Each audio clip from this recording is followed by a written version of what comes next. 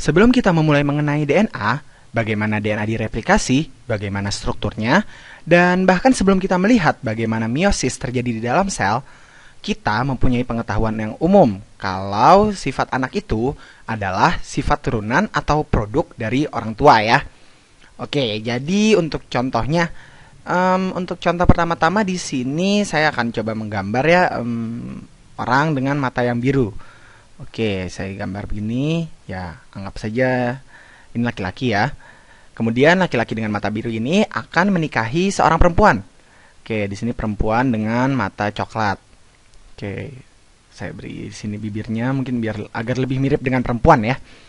Nah, oke, nah kemudian untuk kebanyakan kasus, mungkin anak yang dilahirkan dari pasangan ini mungkin akan bermata coklat. Oke, saya coba gambar ya. Kemungkinannya mungkin bisa bermata coklat di sini. Nah, sebetulnya sudah ribuan tahun juga kita mengamati ya kalau anak akan mirip dengan orang tuanya. Termasuk juga dalam sifatnya tentunya, di mana pasti akan ada loh satu sifat yang dominan dan akan menutupi sifat lainnya, seperti misalnya warna coklat dari sang ibu ini yang akan mendominasi warna mata biru dari sang ayah, yang kemudian terjadi pencampuran sifat-sifat dominan yang kemudian seperti biasa kita lihat ya di sekitar kita. Nah, kemudian pelajaran bagaimana mengenai sifat ini diturunkan dan apa yang diturunkan, ini merupakan ilmu yang jauh lebih kuno dibandingkan dengan DNA. Dan ilmu penurunan ini menjadi sesuatu yang besar ya di abad pertengahan abad ke-20. Kemudian ya pencetus dari ilmu ini pencetus ilmu ini atau ilmu herediter ini ya. Oke, pencetusnya atau penurunan sifat klasik tidak lain adalah seseorang yang dinamai dengan Gregor Mendel. Oke, Gregor Mendel yang sebetulnya dia adalah seorang pendeta, bukan seorang ahli biologi. Di sini saya tulis saja Gregor Mendel. Nah, kemudian Mendel ini dia adalah pendeta yang suka bereksperimen dengan tanaman dan memperhatikan sifat apa sajakah yang diturunkan dan sifat apa sajakah yang tidak diturunkan. Ya, ia mempelajari bagaimana sebuah sifat diturunkan dari satu generasi ke generasi lainnya. Nah, selanjutnya ya, sebelum kita memasuki genetika klasik, saya akan memberitahu terlebih dahulu kalau saya akan membuat banyak asumsi-asumsi klasik, di mana kita akan memperkirakan apa saja yang akan terjadi di keturunan ke depannya. Nah, untuk pertama-tama ya, asumsi sederhana yang akan saya buat di sini, asumsi pertama adalah beberapa sifat memiliki karakteristik all or nothing, atau seluruhnya atau tidak sama sekali. Oke, ya untuk contoh mudahnya ya kita gunakan warna mata tadi. Jadi misalnya kita memiliki dua alel. Oh iya, alel itu sendiri merupakan versi spesifik dari gen ya. Oke, jadi saya akan coba beri contoh di sini ya, seperti misalnya sebentar. Di sini terdapat warna mata ya. Warna mata biru. Sebentar. Jadi untuk contoh ini warna mata. Jadi di sini saya akan memberikan contoh warna mata biru, blue, dan warna mata coklat. Ya, di sini brown. Oke. Nah, kemudian dari warna mata biru dan coklat ini, jadi seseorang hanya memiliki satu versi dari kedua warna yang saya berikan sebagai contoh di sini pada gennya. Ya, meskipun sebetulnya warna mata jauh lebih kompleks ya daripada ini, tapi ya ini adalah versi yang dimudahkan saja agar saya bisa memberi contoh kepada Anda semua. Nah, kemudian untuk selanjutnya di sini saya akan berikan contoh ya. Coba bagaimana kalau misalnya dengan ukuran gigi nih. Oke, jadi ukuran gigi akan ada yang ukuran gigi.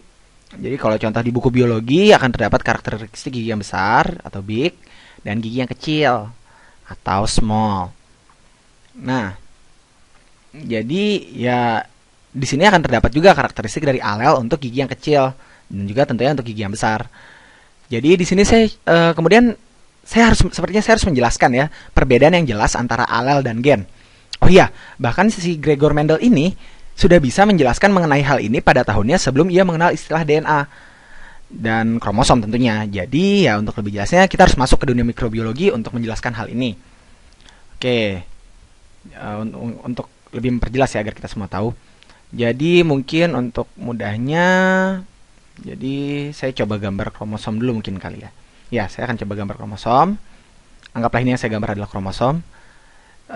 Jadi ini adalah kromosom. Nah, anggap saja saya mendapatkannya dari ayah saya. Kemudian ada bagian pada kromosom ini, ya di sini, yang merupakan lokasi dari gen warna mata. Dan kemudian saya memiliki, ya ini warna mata. Kemudian kromosom ini akan ada sepasang atau 2 buah, yang satu dari ayah saya dan satu dari ibu saya. Jadi kurang lebih ya ini adalah kromosom lagi. Oke.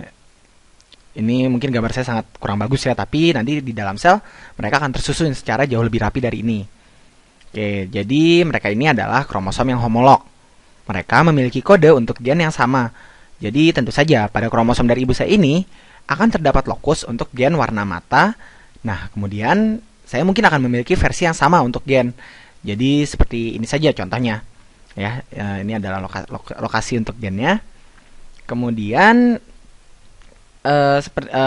contohnya ini ada 2 versi pada gen dengan posisi yang sama. Jadi mari kita tulis di sini ya. Sepertinya untuk lokasi yang sama ini saya tulis mungkin dengan simbol yang enaknya di sini adalah B besar. Sebentar. Nah, ini untuk B kecil dan ini B besar untuk yang coklat karena tadi saya mencontohkan coklat adalah yang dominan. Oke, nah jadi akan ada kemungkinan untuk situasi dan ini adalah B kecil dan B besar ya, karena seperti contoh yang di atas tadi. Nah, jadi kemudian saya harus menulis genotip saya ini adalah B besar dan B kecil. Oke, dimana B besar dari ibu saya dan B kecil dari ayah saya. Nah, jadi bagaimana cara warna ini diekspresikan? Disebut dengan alel. Jadi di sini akan terdapat 2 alel. Jadi saya tulis saja ya. Ini berdua ini adalah 2 alel yang berbeda, 2 different alel. Ya, oke. Nah, kemudian ya, oke, 2 alel yang berbeda ini merupakan versi dari gen yang sama. Jadi ketika di sini saya memiliki 2 versi alel dari gen yang sama, satu dari ayah saya dan satu dari ibu saya. Oke, ini disebut dengan heterozigot. Heterozygous, atau genotip heterozigot. Oh ya, genotip merupakan istilah lain dari gen yang saya miliki ini. Kemudian untuk contoh lainnya, bila saya memiliki gen warna mata biru dari kedua orang tua saya, jadi untuk contoh ya, karena sama-sama warna biru dari kedua orang tua, jadi adalah B kecil dan B kecil. Nah, sehingga saya akan memiliki 2 buah alel yang kembar. Untuk kasus ini, kedua alel kembar ini akan dinamai dengan genotip homozigot. Sebentar. Oke, ini adalah genotip homozigot atau dikatakan saya homozigot untuk sifat ini ya. Oke.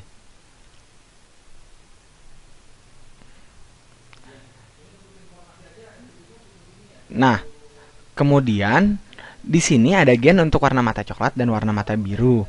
Saya bisa mendapatkan warna mata coklat dari entahlah mungkin dari ayah atau ibu ya, atau mungkin juga keduanya. Nah, pertanyaannya, bagaimana kita bisa mendapatkan warna mata kita akan menjadi coklat atau biru? Pada kenyataannya, hal ini adalah hal yang sangat kompleks. Tapi pada Mendel, ia mempelajari sesuatu yang disebut dengan dominansi ya. Dominansi atau dominance. Oke, sebentar. Saya sepertinya harus menuliskan mengenai kata dominansi ini. Tapi lihat saja. Oke, dominansi atau dominance. Nah, dari sinilah berkembang ide bahwa salah satu sifat ini memiliki sifat mendominasi sifat yang lain. Kemudian juga banyak orang beranggapan bahwa warna mata, terutama biru, selalu didominasi oleh warna mata yang lain. Jadi dapat dikatakan warna biru adalah warna mata yang resesif. Nah, kemudian bagaimana kalau kita lewatkan ya hal-hal yang sulitnya? Jadi kita anggap saja warna mata coklat adalah dominan. Dan biru tadi adalah warna yang resesif, jadi seperti yang saya bilang sebelumnya. Warna mata ini adalah sangat-sangat disimplifikasi. Jadi untuk kasus ini dengan genotip ini warna coklat akan mendominasi. Oke, di sini huruf B besarnya dan biru itu adalah resesif ya. Oke, saya tulis dulu di sini agar kita semua ingat. Nah, jadi untuk genotip tadi ini warna coklat dominan itu di mana huruf B besar yang dominan akan mewakili warna coklat. Oke. Nah, sementara warna apa? Ini B besar ini mewakili sifat dominan dari coklat, sementara B kecil mewakili sifat resesif dari warna mata biru. Untuk orang dengan genotip begini, maka yang terlihat tentu saja sudah jelas karena coklat adalah dominan, maka warna biru ini akan tertutup, dan untuk genotip seperti ini warna matanya adalah warna mata coklat. Oke, jadi ya bagaimana saya tulis ini genotip. Oke, ini genotip merupakan versi sesungguhnya dari gen. Kemudian akan ada istilah lain. Oke, genotip ini genotip. Ada istilah lain yang dinamakan dengan fenotip. Sebentar, saya tulis dulu fenotip. Ya. Jadi fenotip ini adalah apa yang terekspresikan atau yang dapat kita lihat. Jadi apabila misalnya saya memiliki gen warna mata coklat dari ayah saya, oh sebentar, saya sepertinya harus melakukannya dengan coklat.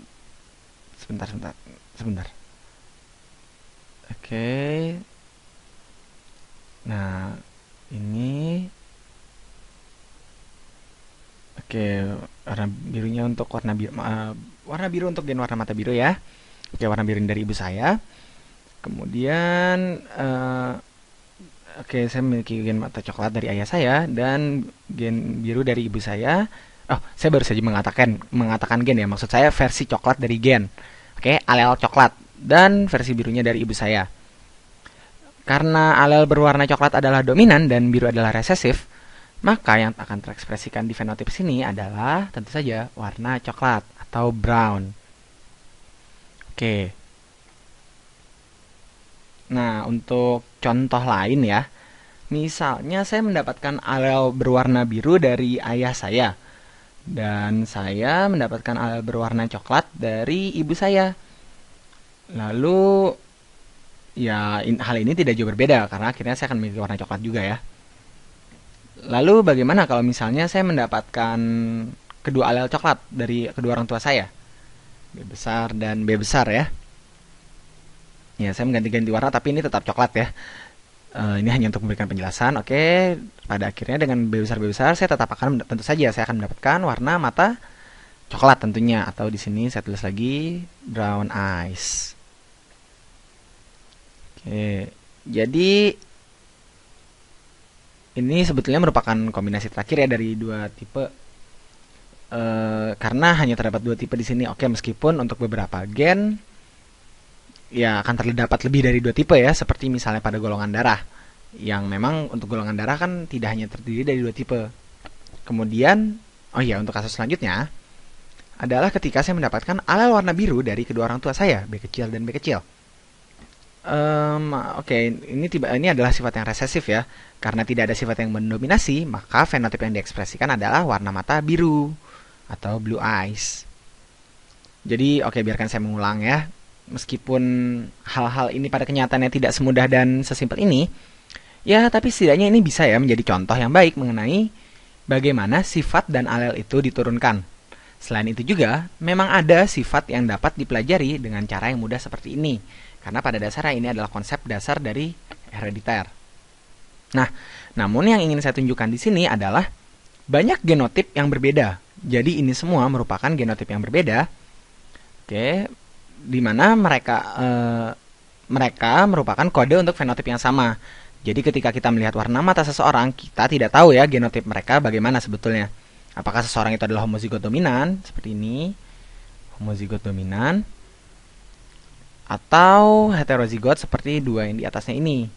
Oke, homozigot dominan ataupun heterozigot seperti yang dua ini. Ya. Intinya heterozigot ini kadang juga disebut dengan hibrid. Ya, ini hybrid. Tapi sebetulnya istilah hibrid ini jarang untuk digunakan ya, tapi mungkin untuk sekedar pengetahuan saja. Oke, kemudian kita akan melihat apa yang sebenarnya terjadi ketika kedua orang tua kita bereproduksi. Bagaimana kalau kita anggap ya kedua orang tua kita adalah hibrid atau heterozigot? Jadi ayah memiliki alel mata coklat yang dominan dan alel mata biru yang resesif. Begitu juga pada ibu. Oke, karena terdapat alel mata coklat yang dominan dan alel mata biru yang resesif. Oke, sebetulnya saya harus menggambar dulu atau menulisnya ya. Ini adalah untuk ayah. Dan ini adalah B besar dan B kecil, ayah yang heterozigot. Begitu pula pada ibu, di sini adalah B besar dan B kecilnya. Nah, jadi dari sini sebetulnya kita bisa menebak warna mata anak sebelum anak ini dilahirkan, sebelum kita tahu ya. Jadi di sini saya labeli saja agar lebih jelas. Ini merupakan alel dari ibu atau mam. Oke, saya melakukan perubahan di sini. Dan ini alel dari ayah atau dad. Nah, kemudian bagaimanakah kemungkinan genotip yang dimiliki oleh anak-anak mereka? Jadi untuk mempermudah, saya akan menggambar garis bantu ya di sini ya. Sebentar, saya gambar garis bantu untuk memudahkan kita melihat tabelnya. Ya, sebentar. Nah, jadi jadi seperti yang kita ketahui dari pelajaran meiosis ya, ibu saya memiliki gen ini. Oh, sebentar. Jadi coba saya gambar lagi gennya ya. Ini adalah gen dan ini juga gennya. Ini adalah kromosom dengan gennya. Ini ada kromosom homolog dan ada gen pada lokus bagian warna mata. Di sini adalah untuk warna mata coklat B besar. Ya, di sini saya beri coklat dan yang di sini adalah tempat untuk gen warna mata biru. Oke. Nah, hal ini juga serupa pada ayah saya, di mana akan terdapat kromosom homolog. Oke. Ini adalah kromosom homolog untuk ayah. Di mana ada satu, kemudian ada lokus untuk warna mata coklat di sini dan lokus untuk warna mata biru. Iya, di sini. Oke. Ya, seperti yang kita ketahui dari meiosis, kromosom ini harus direplikasi terlebih dahulu, yang pada akhirnya mereka memiliki dua kromatid, di mana mereka berbaris pada metafase yang kita tidak tahu ya di mana mereka berbaris. Dan kita tidak tahu apakah ayah saya akan memberikan pada saya kromosom yang ini atau kromosom yang satunya lagi. Oke, begitu pula dengan ibu saya, jadi saya bisa saja memiliki berbagai macam jenis kombinasi. Kemungkinan itu sangat banyak. Jadi misalnya saya mendapatkan kromosom yang ini dari ayah saya dan ibu saya. Oke, bagaimana genotip untuk warna mata yang ini? Ini adalah B besar dan B besar untuk genotipnya. Oke, nah kemudian kalau untuk yang ini maka kemungkinannya adalah saya akan mendapatkan B besar dari ayah saya. Sebentar, di sini oke, di sini saya mendapat B besar dari ayah saya dan B kecil dari ibu saya. Inilah genotipnya. Kemudian hal ini juga berlaku untuk tabel yang sebelah sini. Berarti saya akan mendapatkan B besar dari ibu saya dan B kecil dari ayah saya ya, tentunya seperti itu. Ya, ini semudah itu untuk mengisi tabelnya. Nah, kemudian di sini untuk yang terakhir, karena sama biru, saya akan mendapatkan B kecil dan B kecil. Oke, saya bisa mendapatkan kombinasi seperti 4 ini. Kemudian akan bagaimanakah fenotipnya? Ya, seperti yang kita ketahui ya, untuk yang ini akan ini dan yang ini, warna mata saya tentu saja akan menjadi coklat. Sementara untuk yang terakhir ini, saya akan menjadi berwarna mata biru. Nah, jadi seperti pada awalnya tadi, kalau kita memiliki dua orang tua yang hibrid dengan kromosom seperti berikut, masing-masing memiliki satu kromosom dengan alel biru dan alel coklat. Nah, kemudian berapakah kemungkinan mereka memiliki anak dengan warna mata coklat? Jadi di sini akan terdapat 4 kemungkinan yang memiliki peluang yang sama ya. Dimana peluang yang sama ini, peluang yang sama akan terdapat 4 kemungkinan, dimana dari tabel kita akan melihat 3 kemungkinan dan menjadikannya ada kemungkinan warna mata coklat ini atau brown. Ya, brown eyes. Berapa kemungkinannya? Sepertinya. Nah, kalau di tabel ini kemungkinannya adalah 3 kotak berwarna coklat dari 4 kemungkinan total yang mungkin ada. Jadi dari 4 total kemungkinan yang ada, di sini ada 3. Ya, sepertinya Anda juga sudah bisa menebak ya berapa kemungkinannya. Ini dan ini, sehingga ada 3/4. Dengan artian kemungkinan untuk mendapatkan anak bermata coklat adalah 75%. Dengan logika yang sama, Dari kemungkinan pasangan orang tua ini menghasilkan anak dengan warna mata biru adalah hanya satu, ya, satu ini dari kemungkinan 4 kemungkinan ini. Jadi untuk blue eyes atau mata biru kemungkinannya hanyalah 25% atau 1/4. Nah, kemudian berapa kemungkinan mereka menghasilkan anak dengan genotip heterozigot? Oke, jadi sekarang kita tidak bermain pada fenotip lagi ya. Kita melihat pada genotip. Jadi di sini terdapat genotip heterozigot. Oke, heterozigos. Nah, genotip heterozigot tadi merupakan gabungan dari dua alel yang berbeda. Oke, nah di mana ini? Ya, ini adalah heterozigot karena alelnya berbeda, dan yang atas ini adalah heterozigot juga karena dua alelnya yang berbeda.